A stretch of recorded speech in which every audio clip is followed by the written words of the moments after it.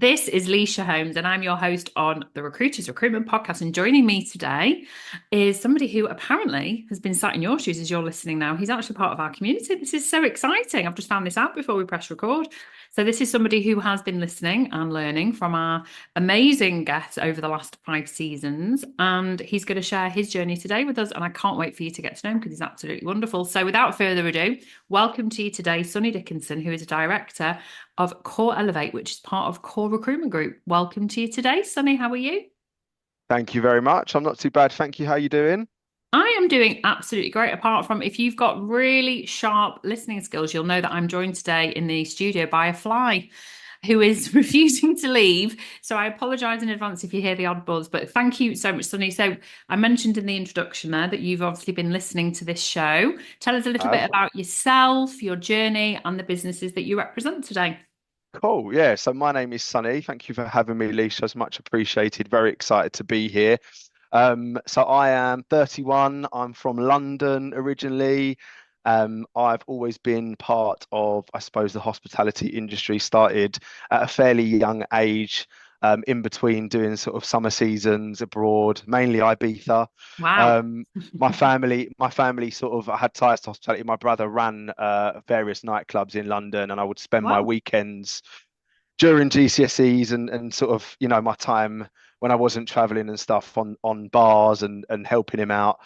So was sort of entered the hospitality market from a young age and spent, I suppose, I would say from the age of about 16 to 21, 22 in hospitality operations. Great. I was very grateful to be given an opportunity at quite a young age with a well-known bar group in London. So these guys ran city bars Monday to Friday. Always had my weekends, which was quite nice, I'll be Very honest. nice. Rare. Um, Very rare in hospitality. And I think for myself, it was always, real can-do attitude, grafter, if I say so myself, and always had really good rapport, relationship building skills with, customers. And I'd often get people coming into the bars telling me, trying to poach me actually, come and work in recruitment because we work with Wow. Love a it. lot of corporate clients. And I remember thinking I would be bored out my skull sitting at a desk talking to JavaScript developers, no offense.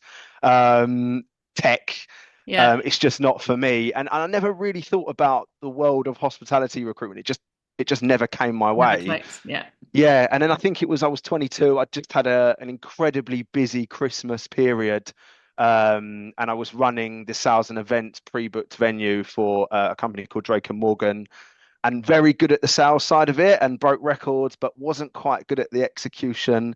Remember getting calls while I was away. I'd forgotten to order like 300 tables and chairs for a massive sit down. Like Oh probably no. one of the most stressful periods of my life at 21. Oh God. Um, and yeah, I think Core Recruitment came to me at the right time. So Core Recruitment are a industry hospitality recruitment company operating across 4 markets.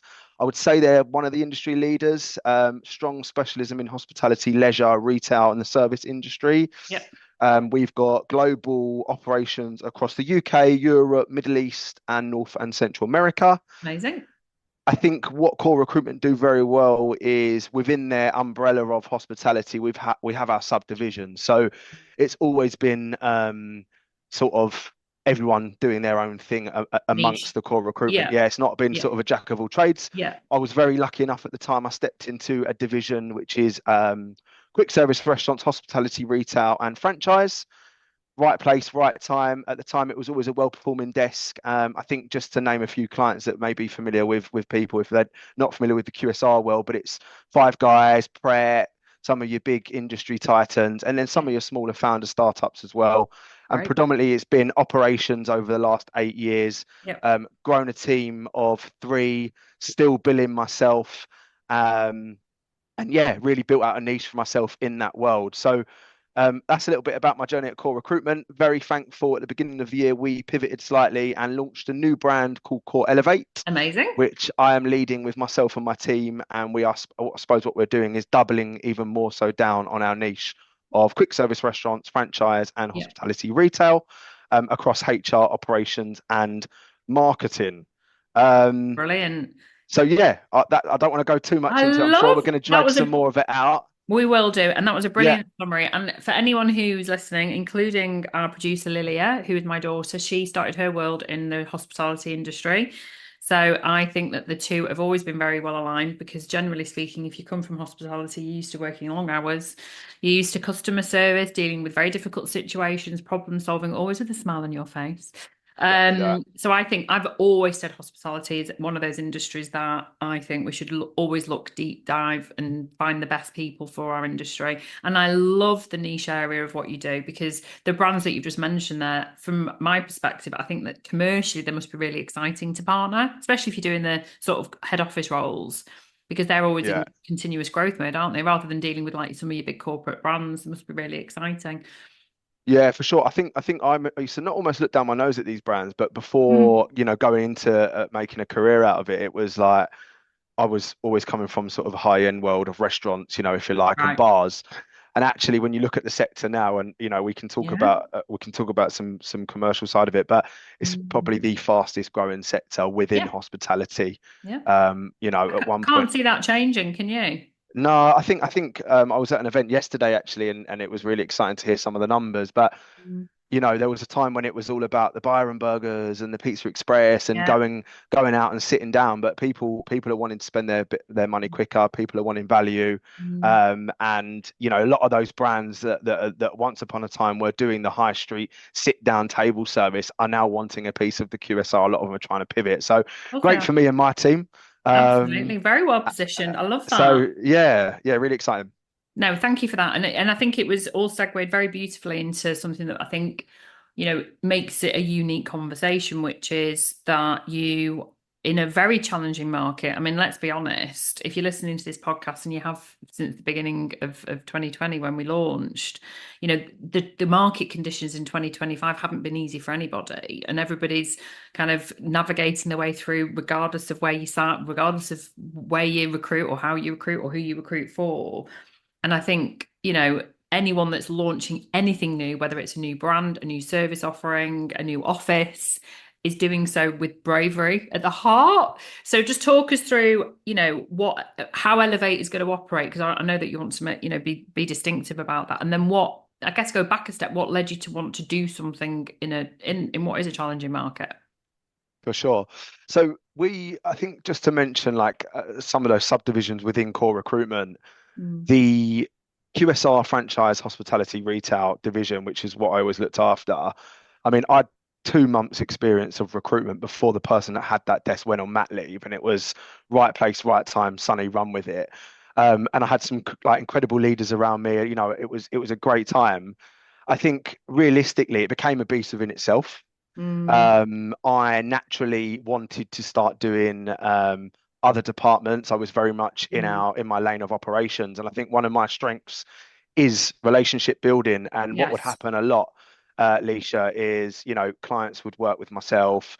They would give us quite senior appointments across other departments, and it would be and everyone says it right. I'm sure people have sat and said this before, but we want to work with you, Sonny. We don't want to work with anyone else. And you can sing about someone else until the cows come home. If that person wants you, and Yeah. it makes sense commercially for you to deliver on that. So there was a few situations where over the few years I would lead on the client side, someone else, another specialist would deliver on candidate. And naturally for me, it was like, right, what else can I do? How can I suppose, become niche in what I do and really sort of grow my area of expertise, which is the relationship piece. Of course. Um, so myself and Christian sat down. Christian's the founder of Core Recruitment, and we came up with this option, which for me was just a perfect blend, right? Yeah. There's no starting from scratch. I think it's important to say that as well because Yeah. we've all got restrictions, and I think as much as people say, what are restrictions? Like I've always had a phenomenal relationship with my founder, and I would never even No. think about that. So there was always that in the back of my mind about one day I'd like to do this. I would need 12 months, 6 months, whatever it is, whatever you agree to see those restrictions out. I looked at maybe going in-house. I'd spoken to a few Right. clients about that option as well. Yeah. Yeah. For me, as much as it was appealing, let's be honest, like money is important. I've got 3 kids, I've got a mortgage, Wow. on They the cost a borders lot of of money. I live on the borders of London, so we all know internal recruitment jobs, especially in hospitality and retail, they pay well, but it wasn't Mm. sufficient for what I needed. And ultimately, we decided that we would open a new entity. We would sort of trade under the core recruitment umbrella, but Love it. effectively, from an operational point of view, we would Mhm. sidestep. So myself and my team were set up in a completely different office. We have appointed a non-exec director, which is going to be helping me scale and Brilliant. grow the business. Yeah. We have just bought on a brand new CRM, which we can talk a bit more about. So slowly but surely, we have kind of almost started again with data, but we've gone Right. back a little bit and taken maybe 3 or 4 years. But slowly but surely, we'll become a little bit more independent from the team at Core Recruitment with that side of things. And then, yeah, I suppose I've been left to my devices to run the business and the team Love it. how I want to. Mm. Um, Work a bit more entrepreneurial, manage my diary a little bit more entrepreneurial, Be an and work. entrepreneur. I just wrote the word down, entrepreneur. Actually, there's three things that I've just because what I try and do is, because you're a listener, is Yeah, try and pull out something that somebody that's maybe working in a different market where it will resonate. So I sure. think there's three things that I just want to cover off. So you mentioned restrictions, and my view Mm, on this has always been. If you are unsure, if you're listening to this now, and I mean, this isn't what you did, but if you're listening to this and you're thinking of launching on your own, you do need to get a legal professional to check your contracts, to check your restrictive covenants to see whether they are enforceable. My very, I guess, lay person's understanding, having had the quarter of a century that I've had, is that if they are fair, they are enforceable. They are there to protect your business. So I think it's always worth checking. And I think anyone that's setting out a business with a lack of integrity or is happy to not have that, the true values of being moral, you're just setting yourself up for a fall. So I think always check your restrictions. The second thing is I want to pick up on the data because I think that's really important that you, again, have data integrity and you understand the implications of that. So right from the start, you've made that, like you've just made that point, you've invested in a CRM system. I think it's really important.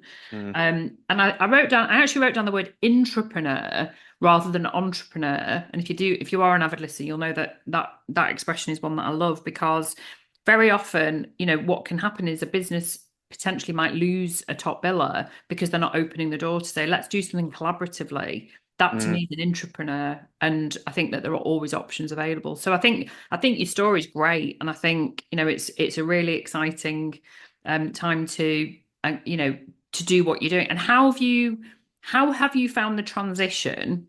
You've talked very passionately about the relationships that you have with your clients. How have you flipped your mindset or invested in your mindset as a leader to go from being that biller to being that leader? I think I think for me, just to very touch on the restriction bit before I answer Sure, that, sure. and for anyone listening as well, I think what you need to remember is yes, your restrictions are there, but I think it's your job to make sure that 12 months, 6 months, 13 months, 20 months, your relationships are strong enough to pick that phone up and they won't even think about like that. That's the first thing. So I was confident in that, and that leads me on to my next thing. Yeah. Um, Sorry, rephrase that question again. So Sorry. the question was, how did you invest and change your mindset Yeah. to go from being, a hands-on billing leader to Yeah. being the leader of a business? Well, I'm still a billing leader, so I think it's important to say that. Yes. I think for me, mindset wise, like this was a responsibility, right? So we Mhm. hired my team. My team have been with me, 3 years, and they work for me, hence why the transition was such an easy conversation for them Yeah. to come over. Yeah. Um, Ultimately, I probably feel a bit more responsible for them now because Mhm. I've not just changed my setup, but I've changed their setup. Sure. And we're working a lot more independently, and there's Mhm. three of us now opposed to 30 of us in an office where they've got plenty of other people to pull from. Less perks. We don't get the breakfast on a Monday morning. We don't get certain things like that. But I think it's just about nurturing them a little bit more and making sure that I'm probably being a bit more, giving them more exposure to things like numbers, strategy. So Yeah. one thing I wanted to do that I didn't have, and again, no shade, but sit down and actually go through our 2 year, 3 year Love strategy it. with them and make them involved in that and show them my Mhm. vision, Yeah. and actually give them parts of that vision to contribute to that isn't just numbers, right? Yeah. So that really went down well, and Mhm. also giving them extra responsibilities in the business. So I've got Julia. She comes from an event background. She's been with me 2 years. Obviously, being in the recruitment space, we do events with customers. I've actually given her events to look after. I asked Love her if she that. wanted to do it but she does it in her sleep. So that's kind of like an extension of her role now, and she feels responsible for something. She owns it. She's Yeah. way better than I would have been. Yeah. Love And then that. we're going to create something for Ben as well. So yeah, it's just about sort of making them feel a bit more part of the journey, and talking about we. And every time I'm mentioning we about Yes. what we're doing, it's, not just saying I want to do this, it's we need to do this. It's And we're doing this. I yeah, and think I'm it's communication, isn't it, Sonny? I think that's where so many leaders forget that having an open communication style with regardless of where people are listening on their journey, if you're just starting out or if you're, quite a mature business, that if you mm, have an open, transparent communication, equal collaboration, yeah, people just feel more involved in it. And I yeah, just think it's, I bet there's so much power. Those people feel so empowered to come to you with ideas. The champion element. Oh my God, why don't more people do this? If yeah. she's really great at events, but you're like, I haven't got time for that. There will be people listening now you've got somebody in your business that's really exceptional at, going on TikTok or using Canva and creating content, and your idea of hell, or a brilliant at analyzing data, or a really good at, presenting new ideas, whatever it might be. Make Mm, them the champion of that. yeah, for sure. And I think as well, Love like it. with the whole CRM and some of the platforms that we're bringing on, because I want Yeah. to talk a little bit about tech as well, but it's Okay. actually asking them for their advice on it, right? And Yes. even if I know the answer, it's going, can you speak to this person, and, Okay. and actually including them with suppliers and Sure. partners, and bringing them onto demos and being like, hey, I want your opinion on this sort of stuff. So yeah, there's stuff like that, but yeah, it's definitely a journey. Well, it avoids you being that we're all magpies really in recruitment, aren't we? Because you want to talk about tech. Let's talk about tech. There's so much choice. We're at a Mm. point in our evolution as an industry where it's like you could literally buy everything and everything could really help you, but you could also then have no money left because every subscription is costing you and eating away at your finances. So how are you prioritizing where you're spending your money on tech? So I think what I'm very, very conscious about is not ending up with a fractured tech stack. And I Okay. think what's happening at the minute, and I think what I've definitely experienced is, these tech companies will promise you the world. Well, we can do this, we can do that, Yeah. and and you believe it. I'm the easiest person to sell to, right? We all are, Sonny. We Right. all are. And then you get the tech, and Yeah. then you find out, oh, this is actually still in development, or can it do this, or this is still in development, and Yeah. actually you're sort of left in the lurch. So how am I'm bringing someone in centrally. So I've just hired someone to come in and sit across Love that. operations, tech. So they Yeah. will be owning the Yeah. tech stack and the CRM. And I think for me, the CRM was the main thing for me. And I've got a few things going on, and I'm trialing some of it, and I'm dropping it, and I'm Yeah. trialing a few Yeah. things. Yeah. But yeah, ultimately, I think creating this central role is going to be key, I, because I didn't they know can you were own going to it. say that, and that is always my advice. Make Yeah, one person responsible for it because then they're benchmarking, they understand where the subscriptions are up to. I think yeah, when it gets really messy is when not necessarily in this guise, but in my guise as a rec to rec day to day, when I'm speaking to my clients, it's where the founder is like you said, we all love to be sold to, and it's like, oh my God, mm, that's going to solve that problem. And before you know it, you've oversubscribed, you haven't actually got any solutions. I love the word fractured. I think that's a really visual word yeah.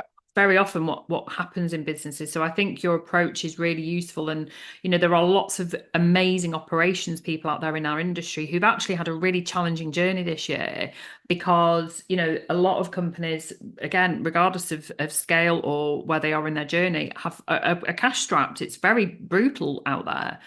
Mm. And where we spend our cash as business owners right now is being totally analysed because, we're all spending more money just for no reason because of the NI increase in national minimum wage. It's had a massive impact. Cost of living, rents have gone, everything's increased. So I know that, the last 2 years or so for a lot of business owners listening, it has been really challenging. So when you're making decisions, you sometimes have to make decisions on what can we actually get away with for free. Mm. Are there, there's plenty of tools out there where you have got limited access, but you can use it for free. You can even use Zoom for free. So I think it's about making the right decisions for your business. But if you've got one person centrally, Mm. I think that's the best way to know how you're going to invest in that. So I think you've done the right thing I in think I terms of, think it's a nice to have, right? Let's be honest. If the money and the revenue and the profit wasn't there, yeah, it would be on the tools, everyone back to yeah, of basics. course. But it's a nice to have. We're not in that position. We're doing well, and I think we've got a bit of revenue to play with to invest in some of the tech. And I do think Good. recruitment companies are going to look very different in 5 years' time, if and the ones that aren't trialing it, I think, are going to be left behind a little bit, maybe. Yeah. Do you know what? I've given up trying to predict what's going to happen. I stopped trying to predict about 2020 because Yeah, nobody really knows. I think we can only really see a trajectory. yeah, And you can probably only really forecast, I think, as a business owner, 12 months ahead because there's still so many external contributing factors. You just got to control your controllables. And I think having, like you say, it is a nice to have. But actually, out of all the things that you can possibly invest in, I know we're all about fee earners and about people generating income, but if you've not got a centralized person, it doesn't even need to be a full-time person. It could be somebody that is working fractionally for you. It could be somebody that's doing it for a number of different businesses. There are lots of freelancers out there that do it. So I'm putting that idea in people's heads because I think it's something that should be definitely utilized. And you've got an amazing team there who I believe that they're all avid listeners as well. So they'll all be listening back to this, will they? they will be for sure. Yeah, I mean, not that I want to sit in my ivory tower and make them listen to me talk for an hour. It's probably Yeah. I might get them to listen to some other ones, but I'm hopeful. Yeah, hopeful. I was going to say there's plenty out there. So I know one of the things that you wanted to talk about today is something that is very important to me as the owner of Key Recruitment. It's something that's certainly defined me in a very congested market, which is the power of the candidate journey. So what do you mean by that? I think it's important to start by saying I haven't always got it right. Okay. And that is a thing that probably keeps me up at night out of anything, to be Mhm. honest. Knowing that I haven't got it right and knowing there's probably people out there that I feel a bit let down sometimes. Right.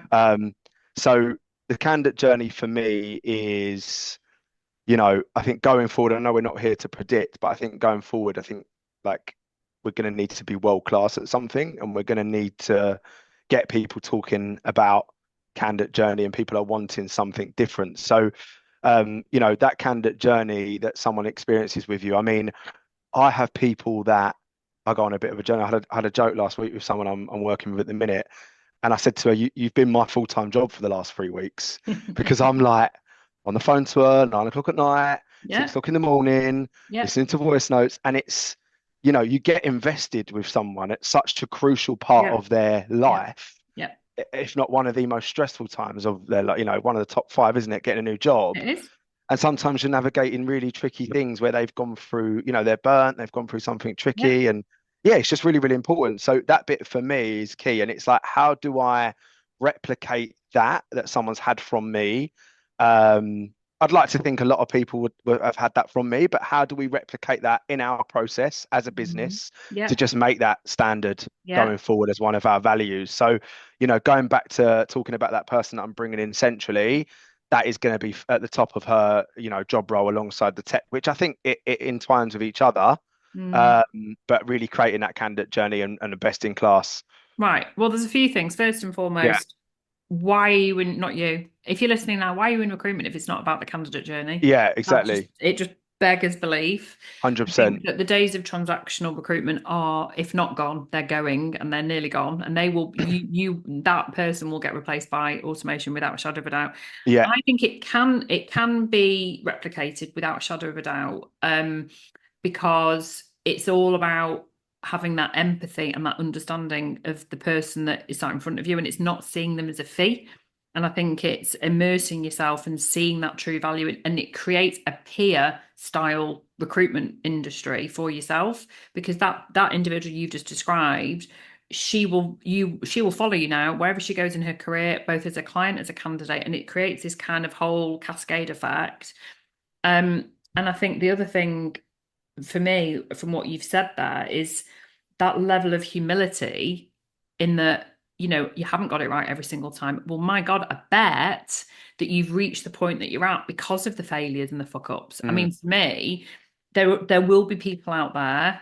I've often said I must be like Marmite to some people who maybe don't rave about my service, even though mm. I put everything, all my heart and soul into every single process. Because I've always, what you said there, it is one of the top five decisions that we make. Why have we never talks about that as an industry. This is one of the most important decisions that you'll ever make, and it's your sliding door moment, and we're responsible for that. It's an honor, it's a privilege, and it's a Mm, responsibility.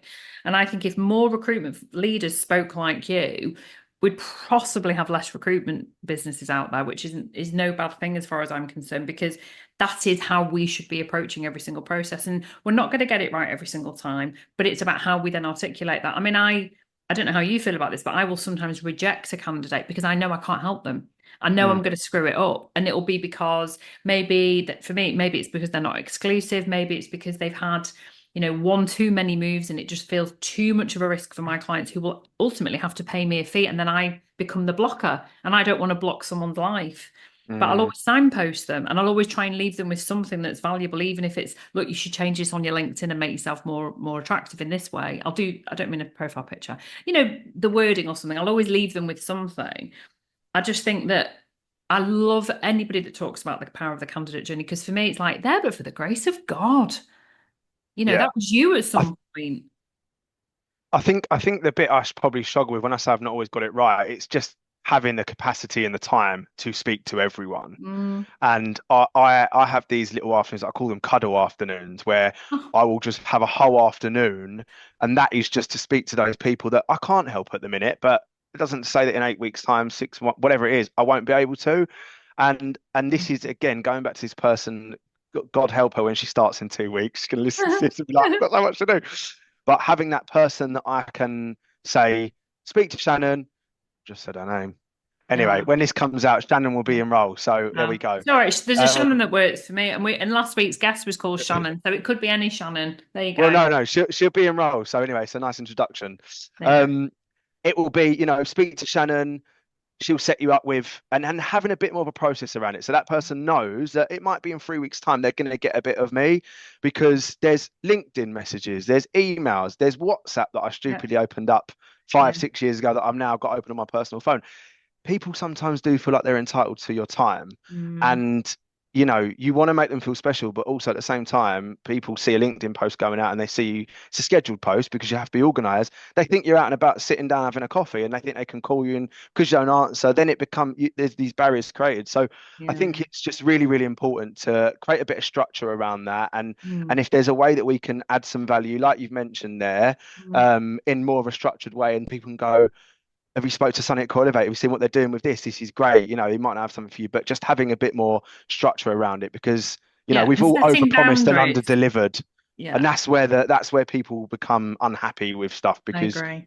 yeah, Well, it's setting expectations and setting clear boundaries in any relationship, whether that's a candidate, a client, a colleague, a relationship, whatever it is. I think that's very clear. Can I just say, if the whole industry had cuddle afternoons, I mean, I've never heard that. I love it. just need to give someone a little cuddle. Do you Oh, know what I I mean? Someone that's love looking for a that. job, someone that's a bit like, and you're probably maybe Yeah. getting a bit of their frustrated energy because they've maybe Mm. applied for a couple of jobs, or they might Yeah, have sent you a couple of love it. messages that you've not managed to get back to, and you just need to understand where they're coming from. And it's not always, and in the Absolutely. past, I've met them with maybe a bit of frustration, but I think it's learning and putting yourself in their shoes and Well, thinking, it, actually, this it person might is. need a little cuddle. Oh, it's empathy. Can I just add to that? And we need to be doing that with our clients too, because our clients, whether it's your preps and your five guys, or it could be for me, my recruitment business owners, they could do with a bit of a cuddle sometimes, because we know it's been a challenging time. So I think if there's one lasting legacy from this podcast today, it's that we Okay. all need to block off at least an hour a week for a cuddle with our clients and our candidates. And if you're listening to this now and you're now going to do this action, you need to tag Sunny when you do it, and we need a hashtag. It's hashtag cuddles with core. Elevate. That's a Oh good my God. shout. What a way to finish a podcast. And I'm telling you, this is going to be transformative, because let's face it, Love it. No AI is going to be cuddling anybody. No, they're not. That's They're for not. sure. Oh, Sonny, you have been absolutely delightful. I'm so glad Oh, that thank you you. came on, and I know that you've got I know that you've been following the pod for quite some time. So how was the experience being sat in the chair, so to speak? No, it was really good. It was really good. I feel like we could go on for a while, but I appreciate, your time and everything. So no, it was really, No, really it's good. I'm good. looking forward to Well, listening back. I was going to say, well, if you are a listener, I keep them short and sweet, and that's because as a listener myself, my attention span by about half an hour in, I start to not listen, and I don't Yeah. want anyone ever to come on this our show and go, "That was really boring. I don't know what they were talking about." I think this has been high energy. Yeah. Can't wait for people to get to know you. Obviously, all your contact information will be on there, but please let's start a real movement here for more cuddles in the recruitment industry. Sonny, you've been amazing. Thank you so Thank much you, for Lysha. joining us. Thank Thank you so you. much.